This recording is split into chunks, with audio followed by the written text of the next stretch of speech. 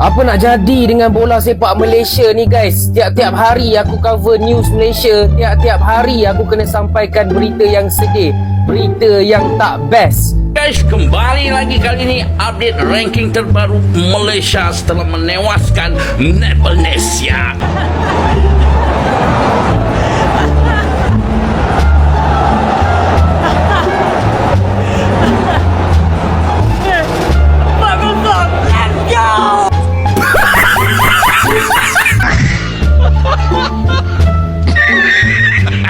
Sepak bola Asia Tenggara gempar. Siapa sangka Harimau Malaya yang tadinya mengaum tinggi, kini harus tersungkur dalam kehinaan.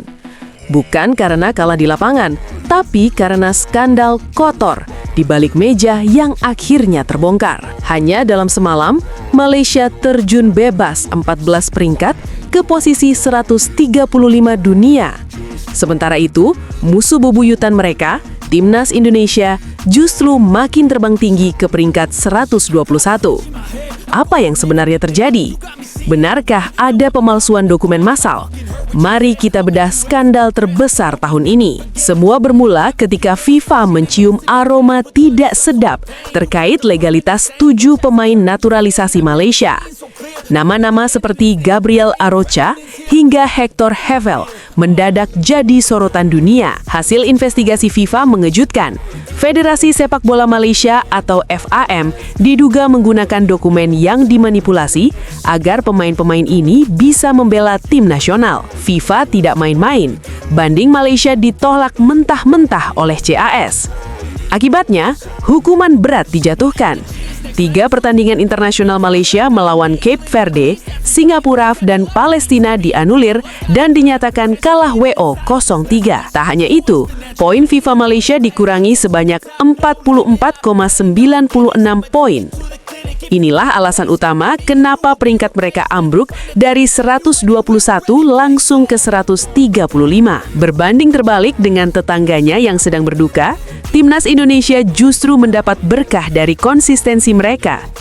Tanpa perlu main belakang, skuad asuhan John Herdman resmi naik 1 peringkat ke posisi 121 dunia per Maret 2026.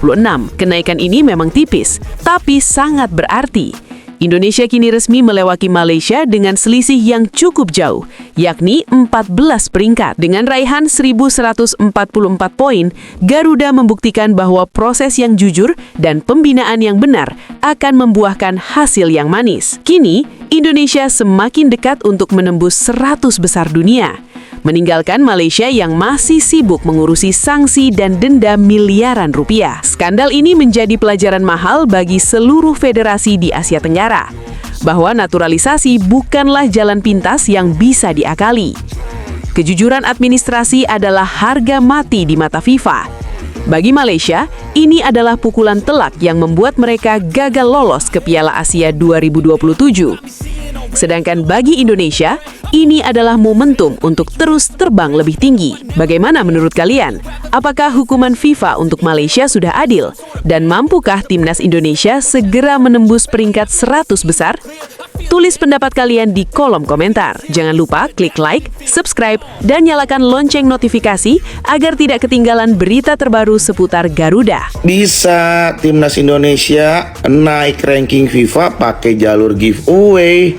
Kok bisa? Gila.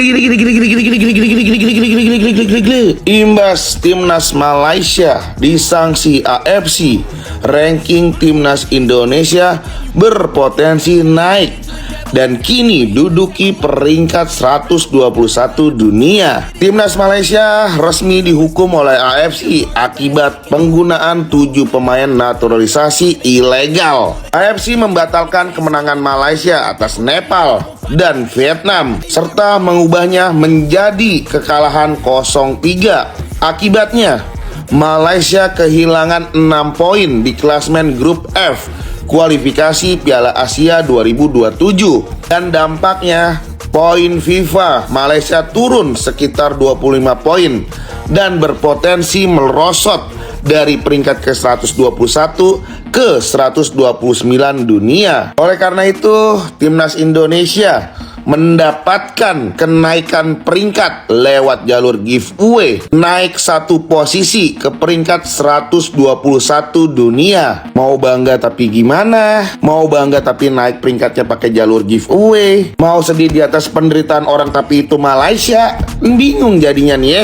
Indonesia masih berpeluang posisinya naik jika meraih hasil maksimal di FIFA Series 2026. Jika timnas Indonesia menang melawan lawan-lawannya di FIFA Series, kemungkinan posisi atau peringkat timnas Indonesia akan menembus peringkat 118 dunia. So, menurut kalian gimana? Coba komentar dulu. Let's go.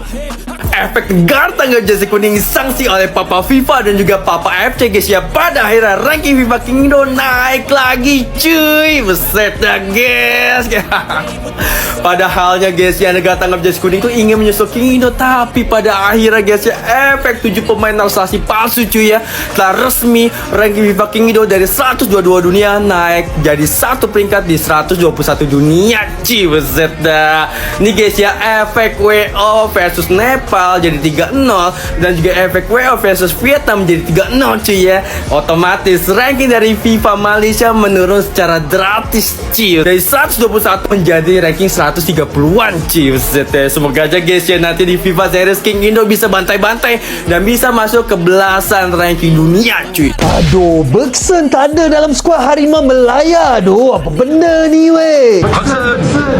National calling Bergson. Guys, dah keluar petang tadi senarai 28 pemain yang menerima national calling untuk menebus Saki Baki Marwah Eko Harimau lawan Vietnam. Ya, abang tahu memang dah tak ada peluang kita masuk Piala Asia, tapi selagi ada game, lawan tetap lawan, bantai tetap bantai. Daripada senarai ini tak ada banyak perubahan kecuali comeback Feroz Baharudin serta Syami Safari untuk defense kita. Yang lain tu sama macam sebelum ni, proven players kesayangan kita yang selalu memberikan segala-galanya untuk Harimau Melaya. Sejujurnya kebanyakan fans termasuk abang harap ada kejutan dengan nama seperti Bergson, Giancarlo dan juga Hidalgo yang sepatutnya dah lengkap syarat naturalisasi 5 tahun. Alang-alang dah last dance kan, all out je keluarkan skuad paling kuat. Kalau boleh turunkan Nacho Mendes sekali, betul tak? Apa-apa pun kita sokong saja pilihan Peter Klemovski. Pendapat korang macam mana? Adakah skuad ini cukup untuk mengalahkan Vietnam? Komen kat sini. Lu pada bangga gak sih boy kalau ngeliat pemain kita yang bisa main di level kayak begini terus bener-bener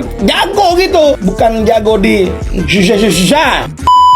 Kepada Jahitses, Kapten Timnas Indonesia, terima kasih udah membuat Juventus menjadi sadar kalau tim ini tuh udah kocak, makin kocak, dan berpotensi tidak main di Liga Champions musim depan. Karena pasalnya tadi malam Jahitses bersama Il Roverdi berhasil tahan imbang Juventus di kandangnya sendiri. Bingung nih gua nih, mau seneng apa sedih nih soal Juventus yang ditahan sama kapten kita nih. Pertanyaannya, kok bisa? Mari kita bahas boy. Semalam gua nonton pertandingan ini, tapi sengaja gua bahasnya sore-sore gini biar emosi gua tuh meredam dulu. Ini udah banyak makan santan ya kan, nih leher gua udah kencang ya kan. Gak mau gua marah-marah sama tim kocak ini. Panjang 90 menit, Abang Jai dan juga Tarik Muharemovic itu tampil sangat solid. Ditambah lagi performanya Arjanet Muric, skipper dari Sassuolo, itu juga gak kalah bagus. 7 hari 7 malam Juventus nyerang kagak gol-gol bos. Bahkan hingga ke ujung laga Juventus dapat penalti. Gue nggak paham kenapa yang ngambil Locatelli. Ada Vlahovic, ada Milik, ada Yildiz yang ngambil Locatelli. Dan gue nggak tahu ya kalian yang nonton pertandingan ini tadi malam ngerasain hal ini apa enggak. Tapi auranya Abang Jai itu benar-benar luar biasa sekali. Lu pada bangga nggak sih boy kalau ngeliat pemain kita yang bisa main di level kayak begini terus bener-bener jago gitu, bukan jago di susah-susah. Dan fakta menariknya lagi, ini adalah poin perdana Sassuolo di Allianz Stadium sejak terakhir 2021. Mantap Abang Jai, musim depan main di Juve ya, gantiin Gatti itu tolong So kalau menurut kalian gimana nih boy? Coba tulis di bawah Terima kasih banyak para followersnya. Bye. Guys, sikit lagi nak Hari Raya ni. So, saya nak update kaitan dengan 7 pemain yang dah pun keluar macam-macam perkara dah ni sejak 2 menjak ni. Okey, yang paling latest adalah Malaysia sah, confirm saya kena potong 6 mata daripada AFC. So, sekaligus kita kehilangan tempat untuk layak secara automatik ataupun untuk layak lah ke Piala Asia 2027. Bye-bye Piala Asia. Dan satu lagi yang hampir confirm adalah AFC melalui Setiausaha Agong dia dah beritahu yang kita berkemungkinan besar tidak akan dihukum untuk terlepas pusingan kelayakan bagi edisi 2031. Macam yang saya pernah cakap dalam video sebelum ni, sebab kerjasama diberikan oleh FAM dan juga atas dasar reference case babitkan kes Timor Leste. Okay, untuk pengetahuan, Timor Leste ni dia dihukum selepas pusingan kelayakan tu dah selesai. Macam Malaysia dihukum ketika pusingan kelayakan. Jadi atas sebab itulah mungkin Malaysia tidak akan dihukum untuk pusingan kelayakan yang berikutnya. Jadi ni satu perkara yang saya rasa macam sedih, tapi dalam sama dia bagi satu kelegaan lah, di mana kita tidak akan terlepas satu lagi round untuk Piala Asia 2031. Tapi yang paling buat internet meletup dekat Malaysia ni adalah satu keputusan daripada pihak MFL, Malaysian Football League, yang mengesahkan bahawa semua 7 pemain ni boleh didaftarkan sebagai rakyat Malaysia ataupun pemain tempatan lah untuk persaingan Liga Tempatan. Walaupun FIFA tak bagi sebab kelayakan tak cukup syarat, walaupun AFC dah potong mata sebab kelayakan tak cukup syarat mengikut FIFA tu dan CAS juga dah mengesahkan bahawa terdapat penipuan dokumen ketika submission tersebut. Tapi MFL cakap lagi mana mereka ni ada IC yang dikurniakan oleh pihak kerajaan Malaysia, maka mereka ni bergelar rakyat Malaysia dan mereka dibenarkan untuk didaftarkan sebagai pemain tempatan. So mereka ni boleh mewakili kelab masing-masing, tapi cumanya tak boleh wakil Harimau Melaya. Tapi saya tengok ini membuka kepada satu loophole di dalam manual pertandingan Liga Bersepak Malaysia sendirilah, di mana selepas ni mana-mana pasukan yang nak mendapatkan pemain luar yang tak perlu duduk 5 tahun dekat Malaysia ni secara berturut-turut, mereka ni boleh didaftarkan sebagai pemain tempatan, hanya perlu mendapatkan budi bicara daripada pihak KDN lah, Kementerian Dalam Negeri, untuk didaftarkan sebagai pemain tempatan. Jadi benda ni mendapat reaksi yang pelbagai, respon yang rata-ratanya marah, dan lebih penting lagi teruslah dengan kempen untuk cabut balik kerajaan mereka ni, lucutkan balik kerajaan mereka ni, sebab kita bagi kerajaan untuk tolong Harimau Melaya kan, tapi last-last itulah, masuk angin keluar asap. Aku juga yang masuk angin keluar asap. Tapi itulah update-nya. Kita fokus raya dulu lah Bye-bye lah buat masa ni untuk Piala Asia 2027. Sudah 3 Piala Asia berturut-turut ya Chan, Vietnam lolos. Dan ya, di Piala Asia kali ini karena Malaysia dikurangi sebanyak 6 poin ya, karena 2 pertandingannya Malaysia dihitungnya WO. Yes, Vietnam akhirnya lolos lagi. Damn. Ya, dengan ini jadi ada 3 negara ASEAN yang lolos ke Piala Asia dan akan terbang ke Riyadh. Yap, Indonesia, Singapore, and Vietnam. Ya, kita tinggal tunggu antara Thailand atau Malaysia yang bakal ikut kita. Ya, tapi we never know, bisa aja dua-duanya juga ikutan. Ya, kan kita gak ada yang tahu. Well, jujur gue berharap timnas yang dari ASEAN lebih banyak dibanding kemarin ya. Kemarin kan cuma 4. Gue berharap bisa 5 sih atau lebih.